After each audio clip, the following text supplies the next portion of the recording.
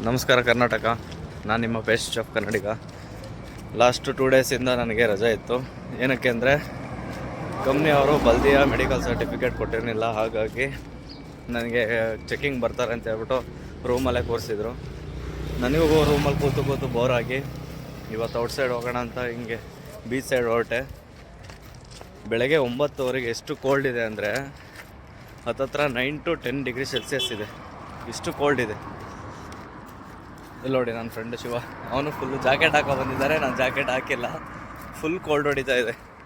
ಇನ್ನೇ ನಿಯರೆಸ್ಟು ಅಂದರೆ ರೂಮಿಂದ ಒಂದು 2 ಕಿಲೋಮೀಟರ್ ಆಗುತ್ತೆ ಬೀಚ್ ಸೈಡ್ ಹೋಗಿ ಸ್ವಲ್ಪ ಹೊತ್ತು ಕೂತಿದ್ದು ಅದಾದ ನಂತರ ರೂಮಿಗೆ ಮತ್ತೆ ರಿಟರ್ನ್ ಆಗಬೇಕು. ಪೊಲೀಸ್ ಕೈಲಿ ಸಿಗಾಕೊಂಡ್ರೆ ಮುಗೀತು. ಎತ್ತಾಕೊಂಡೋಗಿ 2 ದಿನ ಕೂರಿಸ್ತಾರೆ, ಹೊರಗಡೆ ಎಲ್ಲೂ ಕಳಿಸಲ್ಲ.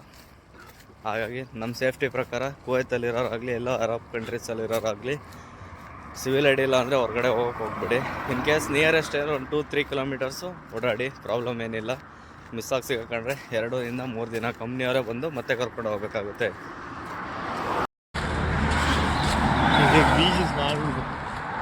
ಇದೇನು ಈ ರೋಡ್ ನೋಡ್ತಾ ಇದ್ದೀರಾ? ಈ ರೋಡ್ ಕ್ರಾಸ್ ಮಾಡಿದರೆ ನಾವು ಬೀಚ್ ಹತ್ರ ಹೋಗ್ಬೋದು. ಯಾಕಂದರೆ ಆ ಕಡೆ ಹೋಗಬೇಕಾಗುತ್ತೆ.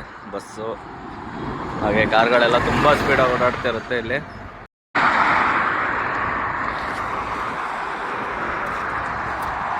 ನೋಡಿ, ಕ್ರಾಸ್ ಮಾಡೋಕ್ಕೆ ತುಂಬಾ ಕಷ್ಟಪಡ್ಬೇಕು ಇಲ್ಲಿ.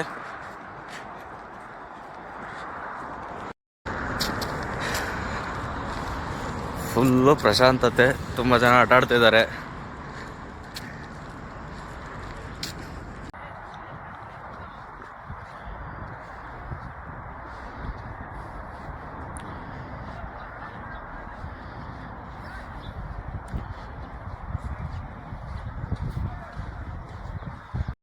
ಎಷ್ಟು ಕಾಮ್ ಆಗಿದೆ ಸಮುದ್ರ ಅಂದರೆ. ಇದೇ ಈವ್ನಿಂಗ್ ಬಂದರೆ ಫುಲ್ಲು ರ್ಯಾಶ್ ಆಗಿ ಸೌಂಡ್ ಮಾಡ್ತಾ ಇರುತ್ತೆ. ಇವಾಗ ಫುಲ್ ಕಾಮ್ ಆಗಿದೆ.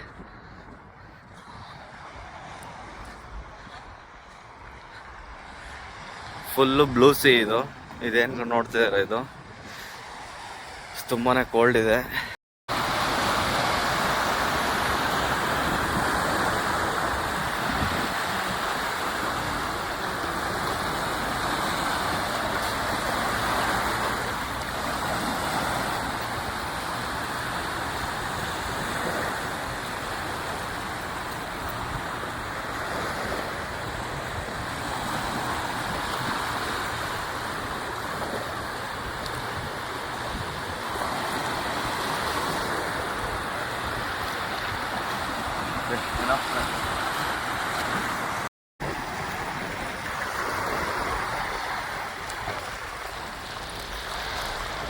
ಇದೇನು ನೀವು ನೋಡ್ತಾ ಇದ್ದೀರಾ?